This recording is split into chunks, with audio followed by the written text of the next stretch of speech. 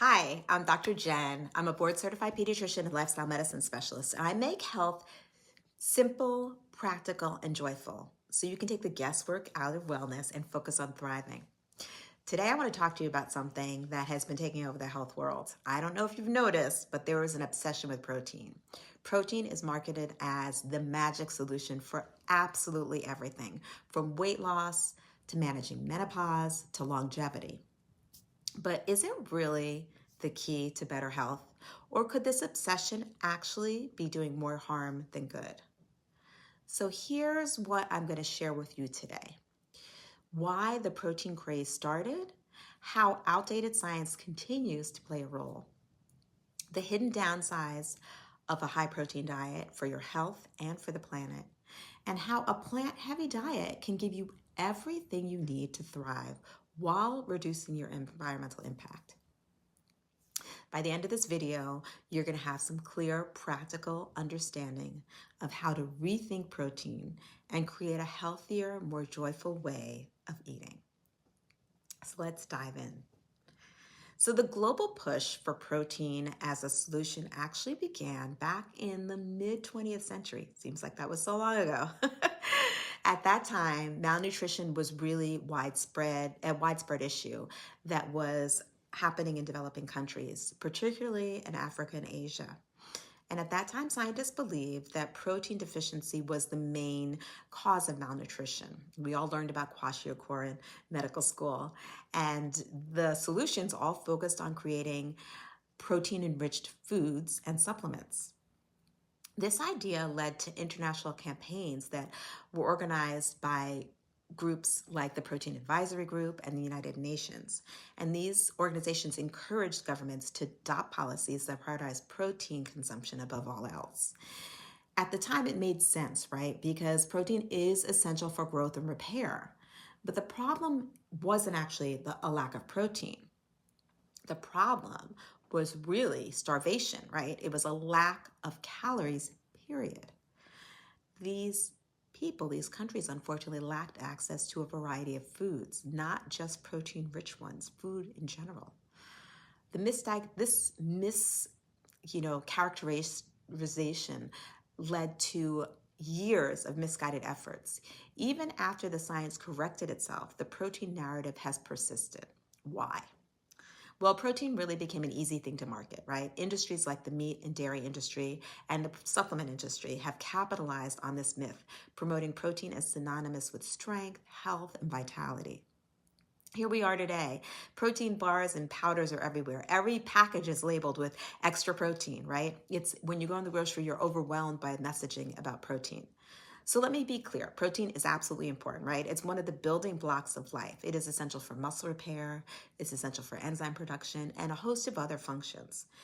But here's the kicker. Most of us are already getting plenty of protein. In fact, the average person in a developed country eats far more protein than they actually need. According to the recommended dietary allowance, adults need about 0.8 grams of protein per kilogram of body weight. Now, obviously, there is a range depending on growth and what your activity is, but the average adult really only needs about 50 to 60 grams of protein per day. To put that in perspective, 1 cup of cooked lentils provides 18 grams of protein. If you just add a little bit of brown rice or quinoa, you have some beans, nuts, seeds, fruits and vegetables, you eat a variety, you actually hit your target without even thinking about it, right? You don't need animal products or let alone supplements to get there. What's the harm? Why is there a problem with focusing on so much protein? There are really some big issues, okay? Number one is it crowds out nutrient-dense foods. When we prioritize protein above all else, we often neglect other important foods like fruits, vegetables, whole grains, legumes. These plant-based foods provide fiber, antioxidants, vitamins, and minerals that are all critical for our overall health. When we look at fiber, for example, fiber is only found in plants, and it plays a huge role in balancing our hormones, stabilizing our blood sugar levels, even supporting heart health. Most Americans do not get enough fiber because our diets are too focused on animal products and ultra-processed foods. Another issue is that high protein diets can actually be harmful. when we look at animal-based protein, it doesn't come alone. It comes laden with saturated fat and cholesterol. And these things can actually increase your risk of heart disease, type 2 diabetes, and even cognitive decline.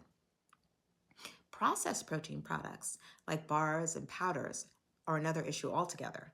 Many of those are loaded with added sugars, sodium, and artificial ingredients. So while they may seem convenient and, sometimes they're okay to have around, they don't offer the same health benefits as whole, unprocessed foods. And the environmental cost. So this is enormous. This is a huge one.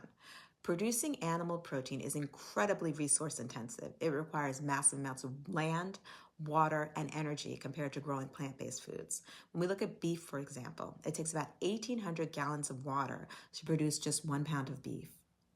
Meanwhile, when you produce a pound of lentils, it takes about 300 gallons.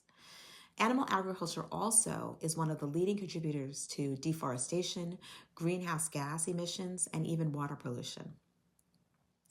If we want to protect our planet for future generations, shifting towards plant protein in a way or limiting the animal protein is really one of the most impactful things that we can do.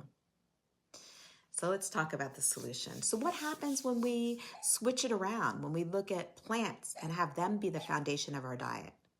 So number one, you still get plenty of protein. Plant-based foods, I hope I've shown you, like lentils and beans and chickpeas and tofu and tempeh and nuts and seeds, and all of these things are fantastic sources of protein. When you eat a well-balanced plant-heavy diet, you easily meet your protein needs as long as you're getting enough calories. Another benefit is you get a nutrient boost. When we look at plant-based diets, they are naturally high in fiber. They're packed with antioxidants and phytonutrients. These nutrient-dense foods can help reduce inflammation, they can support your immune system, and they actually can protect against chronic diseases. When we look at heart disease, cancer, type 2 diabetes, all of these things can reduce when we focus on a plant-heavy diet. Another great thing, what I love to focus on, is that you can eat more, right? Plant-based foods are nutrient-dense, but they are much less calorie-dense than animal products, which means that you can eat larger portions and maintain a healthy weight.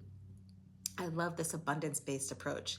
It means that you can eat more and you can be more satisfied, and it makes maintaining your weight or losing weight more sustainable. The last thing is it's backed by science. When we look at the areas around the world, like the blue zones, where people live the longest and the healthiest, their diets are predominantly plant-based. The mainstay of their diets are focused on greens and beans, potatoes, whole grains. These things are staples in their diets. Another thing is the Mediterranean diet, which has been well studied.